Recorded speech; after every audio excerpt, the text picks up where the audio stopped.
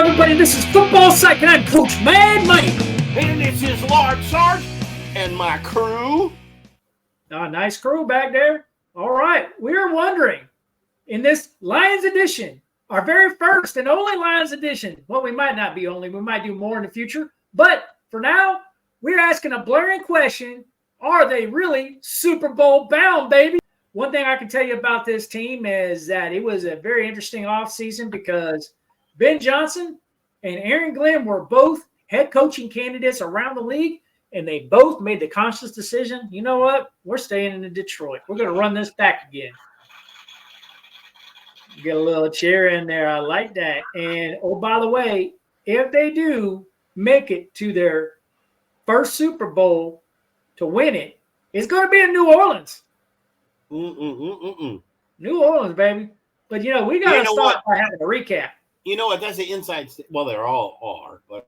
So the recap on this thing is the Lions playoff run last year was a tight one, man. They were in a lot of tight games, Large Sarge.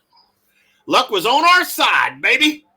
Tell me about the first one there, wild card game with the Lions, man. What did you see in that game? I thought it was so close I could barely hold my breath. You know, I'm a Stafford fan, always have been. You know, I like to see my boy in there, but I'm glad we beat him. But holy Hannah, you talk about pinching one. Jesus, did they pinch one on that game? You know, one thing I like on the edge of my seat the whole time. Yeah, one thing I like about it is Lions fans love Matthew Stafford, except for when they're playing against him. They still gave him a pretty good warm welcome and stuff like that. But you know what? In the end, it was the Lions' turn. He won a Super Bowl. So we'll see. We'll see what happens with that. And then we had the Lions against the Bucs. Tell me about that game, Large Sarge.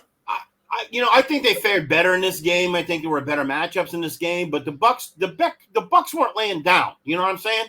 They were not laying down. They gave them a good run. But I think overall the Lions had a better game plan and strategy in this game, and the score proves it. And then we went to the conference championship game. And against the San Francisco 49ers, it was a close one. Too close. The only thing I remember of that is passing up on two opportunities for field goals. At 6 points would have made a whole lot of difference in this ball game. You know, I think I'm done bashing on Dan. I hope he learned his lesson. I hope the head office chewed him in the right direction. But Dan, you got to remember you got a kicker, and you got to actually have a good one, and you got to put him in the game. You know what I mean? I get the bravado. I get all the puffing your chest out. I get the roar. But there's a time to use a kicker, and there's time, not to. So it's not all about stats. Yeah, but let me tell you what I found interesting about this particular offseason. Badgley was up for a contract, and they re-signed him. So you obviously know that he's there, and he must have been, okay with it or something. But, in those clutch moments, I would have been if I was a kicker, come on, man, use me, man. I'm right here. Yep. And he re-signed with the team. So I'm okay. So this was a winnable game for sure. It was a winnable game. We had one hugely erroneous ref call, just insanity. And then we had a fumble, and then we didn't kick the ball. But anyway, take a look at these scores, Mike. What's the delta? 3 points. Yeah, I mean 8 points. 3 points. 1 point in the first one. I mean, these are tight football games. With all the improvements the Lions have made on the D this year, especially at cornerback, I'm telling you, my gut is telling me that if we run into the same stink this year just like this, we're a touchdown better defensively each game. That's how much the defense has improved. I think the defense improvements gained us 7 points against the other team defensively this year per game. Easy. Some teams maybe more. That makes you guys a pretty good bet to have a good run. I'm telling you, I'm going to be rooting for you guys this year. All offense staying the same. In my opinion, we backslid a little bit on the wide receiver core. It is what it is. I think we came out even, if not slightly ahead on the offensive line. I think we came out. Well, we haven't even got to lineups yet. I know, but I'm just saying, score-wise, improvements on the defense. These scores in the playoffs this year won't look like that. Okay. We will see. Well, one thing I did find really interesting was I evaluated your guys' draft class. Obviously, I'm a huge Terrion Arnold fan. We were at the draft. We were there in Detroit. Pinky. And you call him Pinky because he wore that pink suit when he crossed the stage. He will forever be Pinky. He'll be ever be Pinky term, as long as he so if Pinky gets caught on as a thing, you heard it from Large Sarge first. He was the first one to say. He started this trend on calling him Pinky. But I will tell you, Terrion Arnold, I will tell you, is a steal for where the Lions got him at. Like, I don't even think you guys even remotely have a clue of how good this guy is. This guy will probably be the defensive rookie of the year, and he will put things on fire. Like, you guys, if you guys don't know about Terrion Arnold, I will tell you, you will be huge fans of him before you know it. Rookie of the year? Coach Mad Mike, Rookie of the Year? Defensive Rookie of the Year. Yeah. Of course, defense. I'm saying Rookie of the Year? Woo! That's a big call. I'm calling it because this dude is a stud. That's a ballsy call.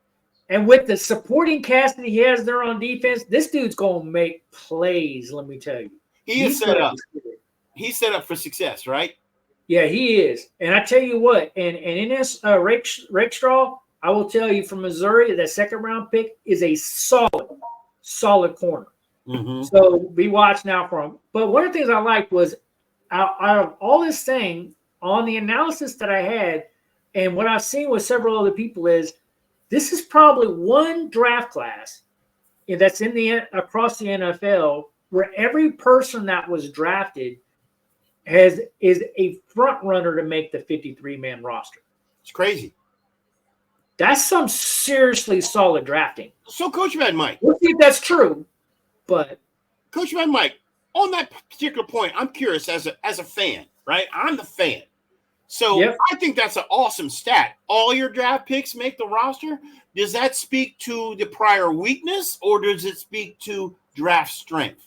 That's very interesting because I didn't see a lot of weaknesses on this team beforehand. Quarterback. Now granted, a lot of these guys. Now, granted, outside of Terrion Arnold, none of these guys are going to be starters, right? Terrion Arnold's going to be probably the only starter here, but I think it's just that these guys are just really strong, and I think like the Lions typically run a little young anyway, and I think that they're really trying to build something, a very solid core. And I think that they were looking for specific players, and then the way that they projected out, they just look strong to me. Yeah. That's why I love the 6-round picks there, Mahogany and Wingo. Did you see film on those guys? I did. Those boys look insane. They're huge. So I see the Lions put some depth in, right? And I love that. And sticking on the theme of guys wanting to stay young and having these guys that have a young, Pro Football Focus rated out their top 25 players around the NFL that are under 25 years old. Now, let me just remind everybody the absolute obvious. You have to be an idiot to not know what I'm about ready to say. But there are 42 teams in the NFL. How many? 32. I thought you said 42. No, you have hearing issues. There are 32 teams in the NFL.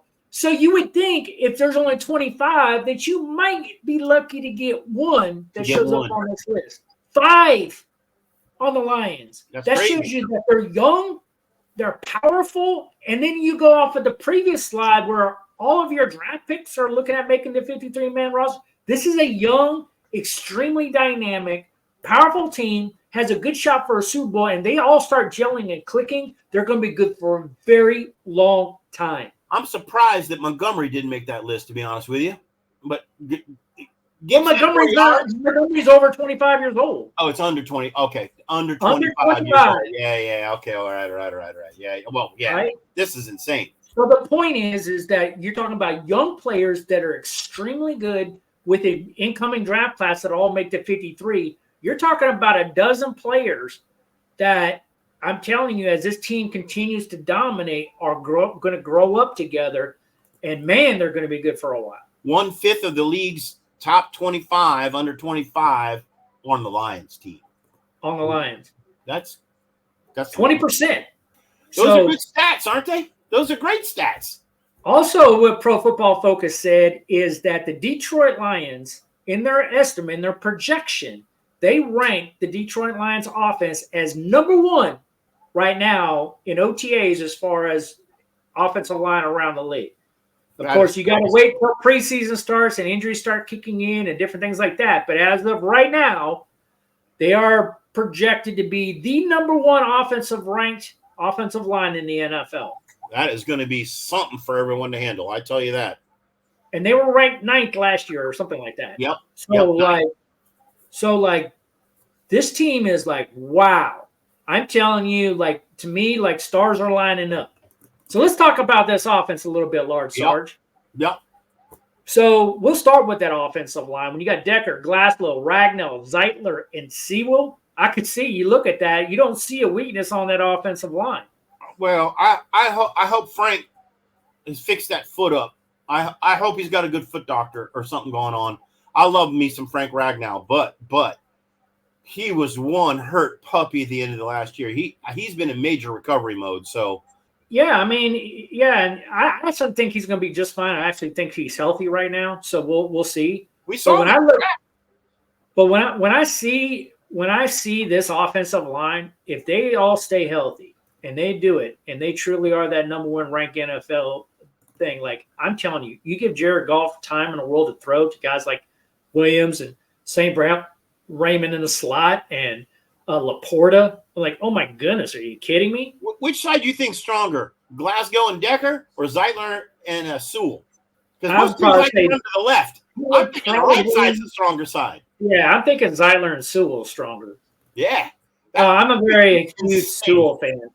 That'll throw a wrinkle in a lot of defenses running to the right.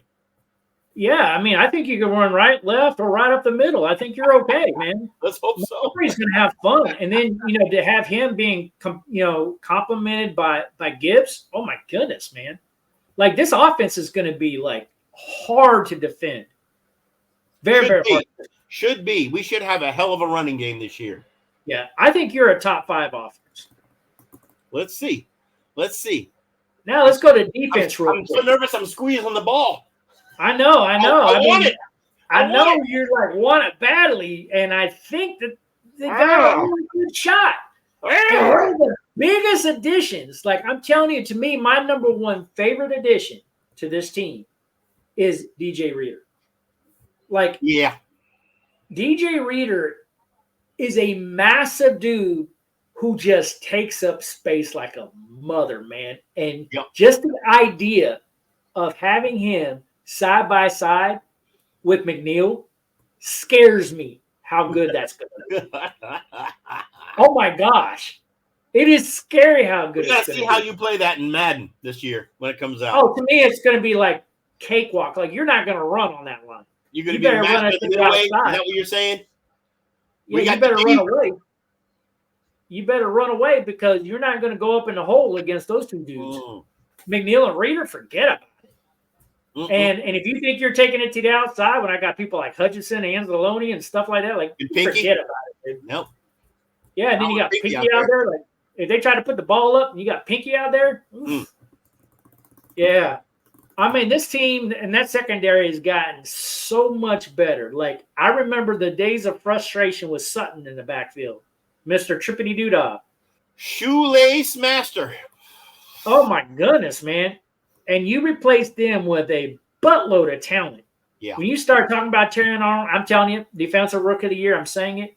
And you got Robertson, who they don't even have project started right now. You got Branch and the nickel, who's insane. I'm very high on Rakestraw. Like, he's enough, he's a rookie that he plays the nickel exceptionally well. So, like, and he's going to be able to develop underneath Brian Branch. Like, you think the Lions are going to a 3-4? I mean, to a 4-4 or 4-3? So, I think they're going to play more of a 4. I don't know if it's going to be a 4, if it's going to be a true 4-3. They might play more of a nickel base, which is more of the teams are going to more like a 4-2-5. Right. And I think 4-2-5. I think more people are going to a 4-2-5 because it's so pass heavy. They want more speed on the field. right? They want more DBs. They need more people in coverage. And linebackers can just get burnt in coverage.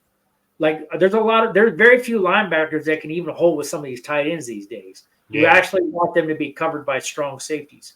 So the way to counter that is and Barnes have pretty much got it locked down, though. I mean, you can't do much better than those two.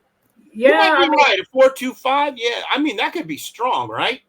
Yeah, and I see that. Like Francisco or the Cowboys, where they're relying on the pass, that could be a really good. That's kind of how this particular one's set up. This one's kind of set up as a 4-2-5 because you only got a Will and a Mike linebacker on there. You got your two corners, you got your nickel slot. So I'm not saying just because our lads has it set up this way that you guys are really running 4-2-5, because who knows with Aaron Glenn.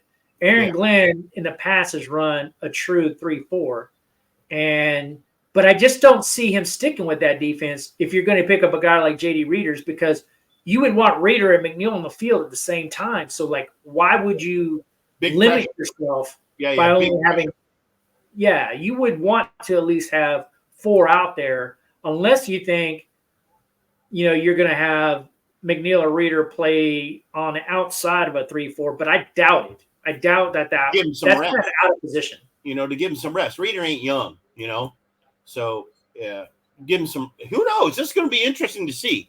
These boys are used to playing a 3-4, so – I'm thinking that changes are happening on this defense because they didn't fare out as well as many people would like. They did hold up enough to get them all the way to the conference game, but their overall ratings weren't high. And Aaron Glenn sticking around, he's going to want to improve across the board. You think he's going to change his defense philosophy, though?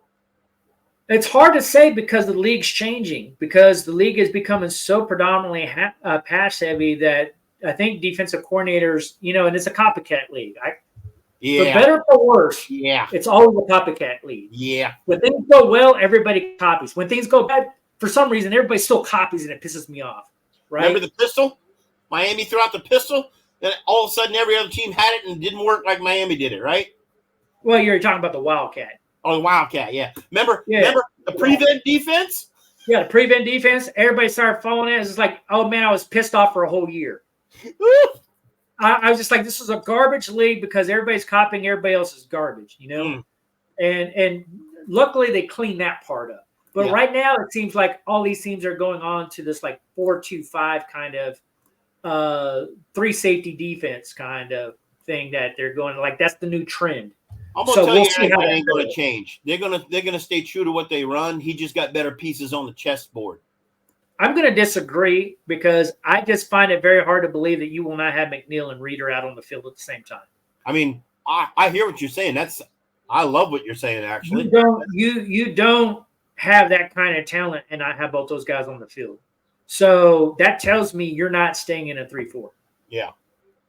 So if anything, you're running a base nickel, right? And maybe that's the plan.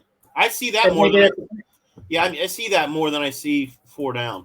A base nickel with these guys, yeah. One of the things I like is when you look at the second row of this defense, when I look at people like Kreminski, when I look at people like Josh Pascal, when I look at people like Emmanuel Mosley, when I see Amik Robertson, when I see the rookie Rakeshaw, like your second line of like pretty strong. Number 2s are strong. And you can make a case for some of these other guys like Campbell and Reeves-Maben and some of these other guys. Campbell had a breakout year last year. He's going to look good this year too. Yeah, I mean. Mosley was solid last year. Yeah, but my point is your number 2s look like strong. So if you do suffer some injuries here and there, your defense, I don't see it falling apart necessarily. Right. Which is a very healthy place to be. Yeah. Right? So it's good, man. It's really good.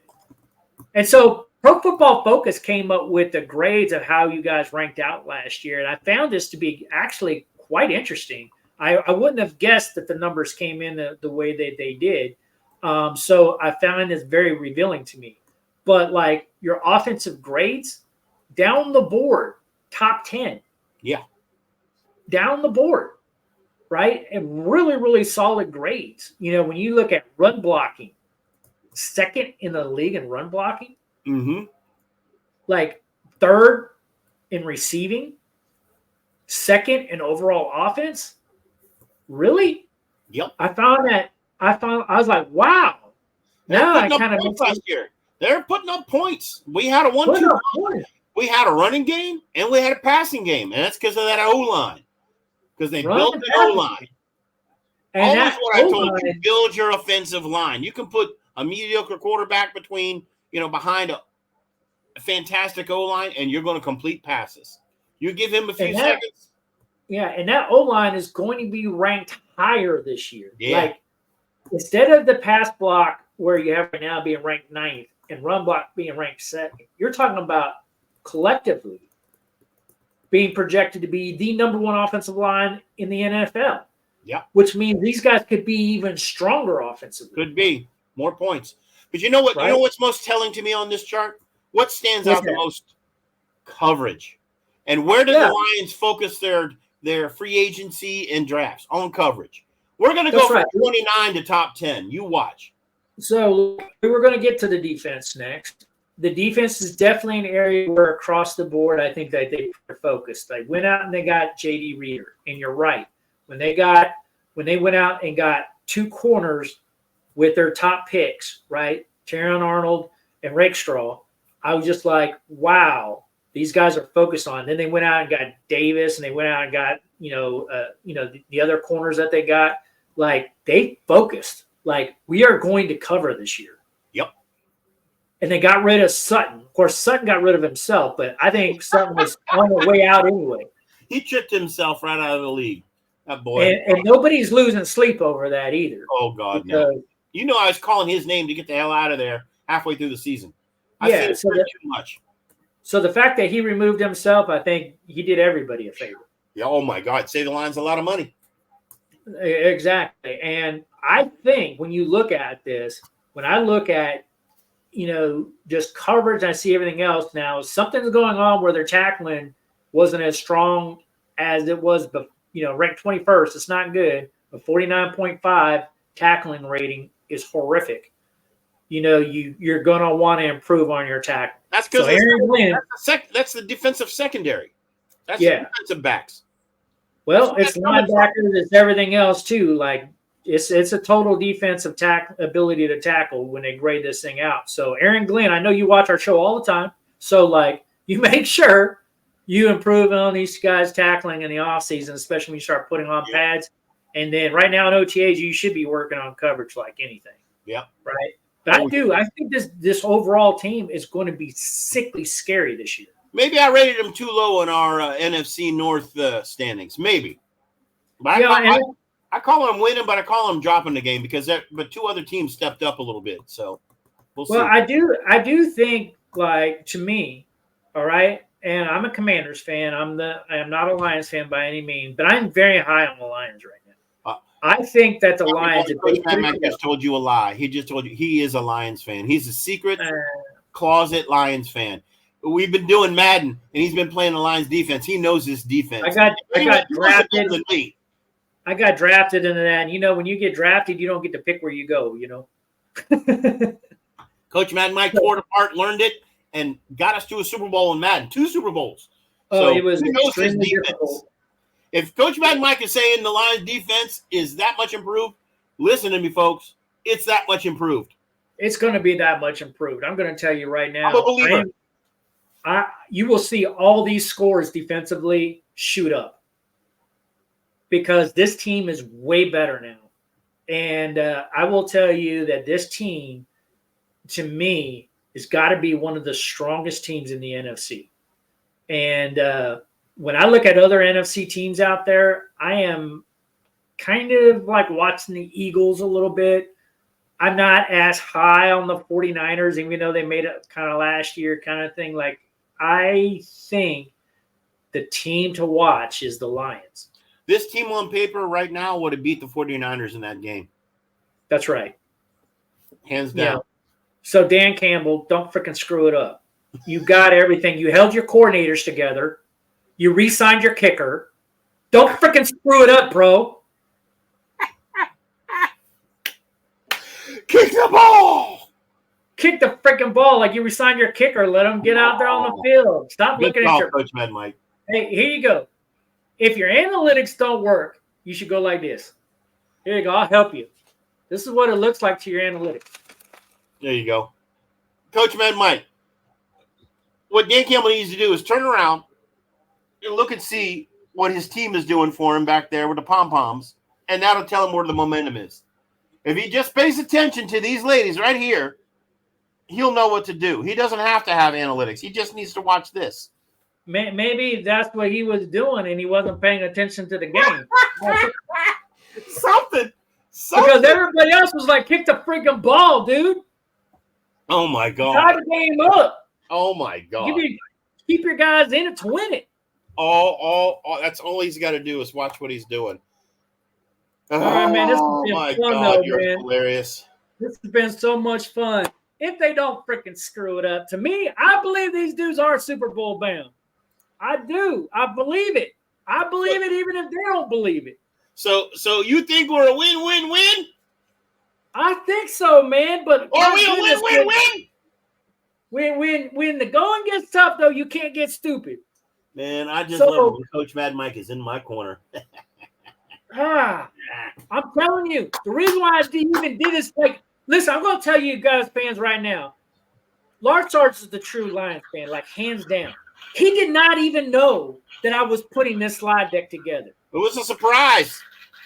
He didn't even know. I built this thing believing that it's a good question to ask and that I had enough analytics on it to make a case that these guys should be in the Super Bowl.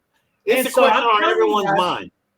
Yeah, and I think everybody's thinking it. And with the draft just being in Detroit, everybody's just like, whoa, this Detroit team is like, for real, like things are happening in Detroit. Like Detroit's everywhere. Like Detroit's the hot thing right now. And I'm going to tell you guys, we're going to link this video to the NFC North Outlook video when we post it. So you guys need to, when you finish watching this one, you need to go back to the Outlook and comment on both. What did y'all think? Are we on track or are we not on track? What do you think? What do you think about the projections that we had? Give us a little comments. Share with your buddies. Get people to subscribe to our channel and like it. We love you guys. Parting words there, Large Sarge. Lions pride. All right.